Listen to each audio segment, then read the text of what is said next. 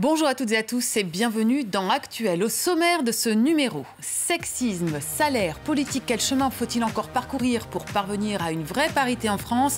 Les conclusions de Daniel Bousquet après 6 ans à la tête du Haut Conseil à l'égalité entre femmes et hommes.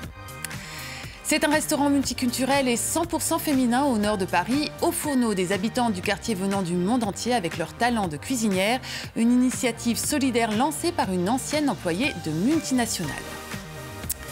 Mais pour commencer, voyons ce qui se passe sur la planète actuelle en bref et en images de Séoul à Washington en passant par Quito. Des milliers de manifestants dans les rues de Quito pour dire stop aux violences faites aux femmes. Récemment, 2 affaires ont ébranlé l'Équateur. Le viol de Martha, une équatorienne de 35 ans, par plusieurs hommes, et le meurtre de Diana par son compagnon. La jeune femme âgée de 22 ans était enceinte de 4 mois. Diana n'est pas un cas isolé, Martha non plus. Tout ça résulte pitoyablement de la culture latino-américaine qui est une culture machiste. Ces personnes manifestaient également contre la xénophobie à l'égard des Vénézuéliens. Ces derniers, nombreux dans le pays, sont régulièrement tenus pour responsables de ces cas de violence sexuelle par une partie de la population. Cet homme, un ancien procureur de Séoul, a été condamné à 2 ans de prison pour abus de pouvoir. Il a été reconnu coupable d'avoir provoqué la mutation d'une ancienne collègue qui l'accusait d'agression sexuelle. Des faits prescrits qui datent de 2010 et qui avaient bouleversé tout le pays il y a 1 an quand la victime s'était exprimée publiquement. Depuis cette affaire, le mouvement MeToo a pris de l'ampleur et la parole s'est libérée dans le monde du sport notamment. Prochainement, des milliers de témoins vont être auditionnés par une commission chargée d'enquêter sur de nombreux cas de viol et d'agressions sexuelles sur de jeunes athlètes. Kamala Harris, 54 ans, est l'une des candidates à la primaire du Parti démocrate. Ancienne procureure de Californie et 2e femme noire à entrer au Sénat en 2016, elle s'est fait remarquer pour sa pugnacité dans les auditions des collaborateurs de Donald Trump. Autre candidate, Elizabeth Warren. Située à gauche, cette sénatrice de 69 ans a toujours dénoncé les errements de Wall Street. Preuve du poids qu'elle représente, elle est souvent moquée par le président américain. Tulsi Gabbard, 37 ans, sa candidature provoque des remous au sein du parti. Cette ancienne militaire a été critiquée pour sa rencontre avec Bachar al-Assad en janvier 2017, mais aussi pour des propos polémiques sur les homosexuels durant sa jeunesse. Des propos qu'elle a dit regretter. C'est une institution créée il y a 6 ans en France pour conseiller le gouvernement. Le HCE, Haut Conseil à l'égalité entre femmes et hommes, alerte et propose régulièrement des mesures pour combattre les discriminations. À sa tête, Daniel Bousquet, ancienne militante du planning familial et ancienne députée socialiste, qui va passer la main dans quelques jours. Merci beaucoup d'être avec nous. Alors, quel bilan vous tirez de ce mandat? Quelles sont les avancées que vous avez pu constater en 6 ans? Donc, en 6 ans, nous avons été, je crois, des actrices majeures dans le travail qui a été fourni, et en particulier donc, dans au moins 2 domaines. Le premier, c'est que nous avons fait disparaître les angles morts, c'est-à-dire des situations d'inégalité éventuellement violentes dans lesquelles les femmes étaient engluées et qui n'apparaissaient ni auprès du public en général, ni dans les politiques publiques. Je vais prendre un exemple. C'est celui du sexisme dans les transports en commun et dans l'espace public, par exemple, où des jeunes femmes sont harcelées de manière régulière. Eh bien, nous avons travaillé sur ce sujet et aujourd'hui, il y a des politiques. Elles ont été mesurées, donc ces violences, et aujourd'hui, il y a des politiques publiques qui sont faites pour les dissuader. La deuxième chose, par exemple, ce sont les violences gynéco, c'est-à-dire les violences dans le suivi gynécologique et obstétrical pour les femmes, qui est un sujet qui n'avait jamais été exploré. La deuxième chose que nous avons faite, c'est de faire évoluer des lois. Un grand nombre de lois ont été améliorées grâce à nos préconisations, par exemple sur l'avortement, où on voit que nous avons réussi à faire supprimer le délai qu'il y avait entre les 2 rendez-vous, dans la mesure où quand une femme a décidé qu'elle voulait un avortement, il ne faut pas qu'elle perde de temps.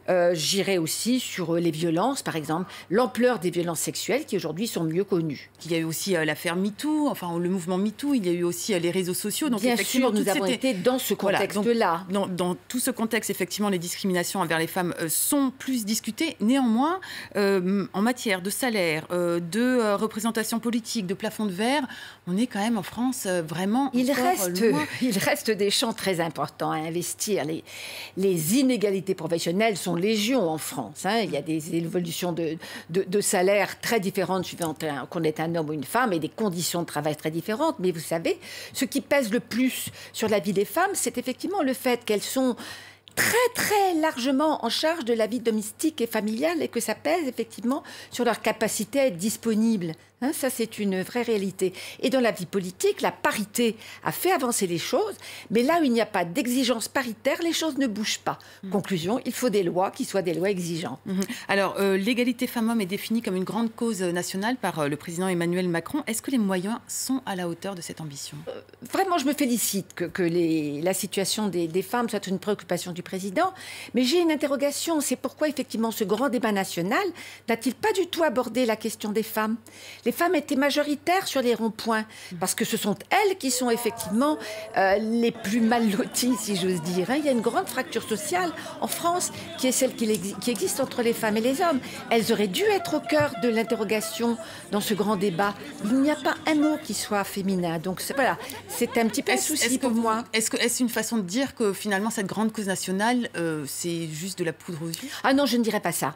Non, je pense qu'il y a un vrai engagement du président et de la secrétaire d'État, mais il y a besoin de moyens supplémentaires assez substantiels, et là, on est un peu juste. Et en ça, vous rejoignez beaucoup d'associations féministes qui... Sur ce sujet-là, je pense qu'on est un peu juste, effectivement. Une dernière question.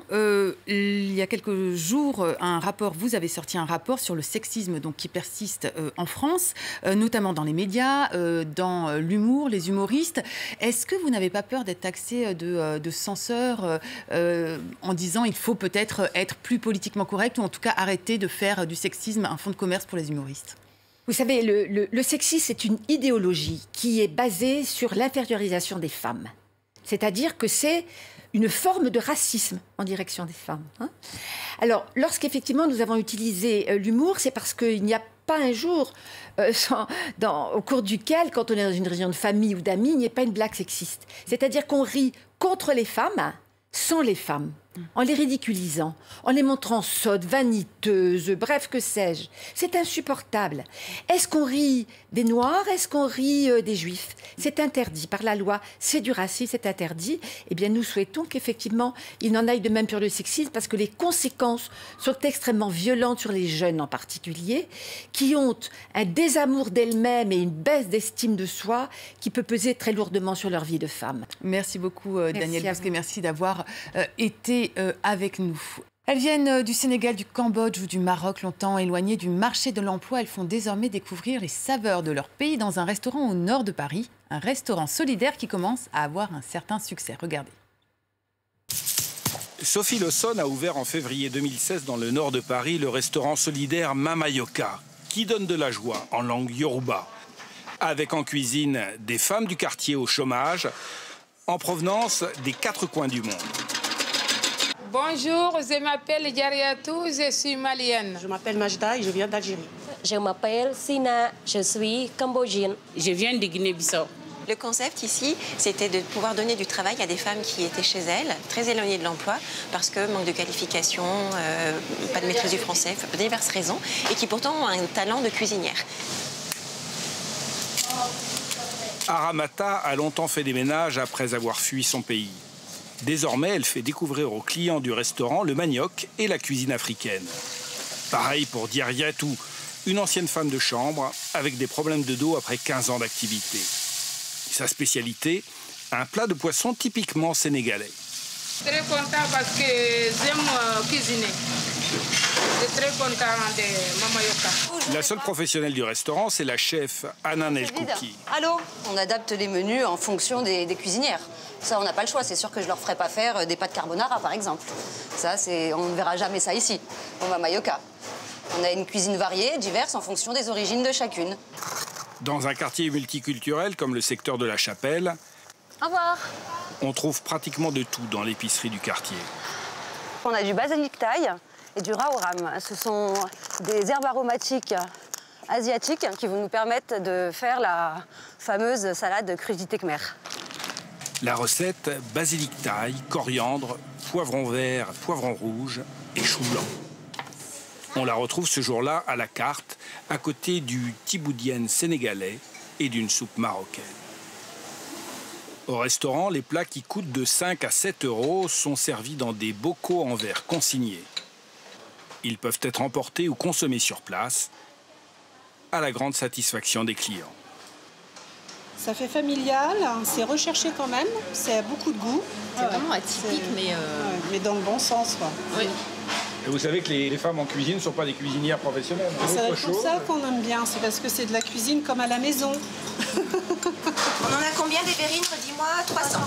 Grâce au bouche à oreille, la principale ressource de la coopérative provient aujourd'hui de son activité traiteur. Le succès du restaurant solidaire ne se dément pas. Déjà 350 000 € de chiffre d'affaires, 11 emplois créés et l'ambition affichée de se développer. Voilà, c'est la fin de cette émission. Merci à toutes et à tous de l'avoir suivi. On se quitte sur ce clip de l'association CARE autour du tabou des règles. Dans nombre de pays, les femmes sont jugées impures pendant les menstruations et des millions de jeunes filles sont déscolarisées en raison de ces préjugés. Respectez nos règles, une campagne à suivre et à relayer sur nos réseaux sociaux. À très vite sur la toile.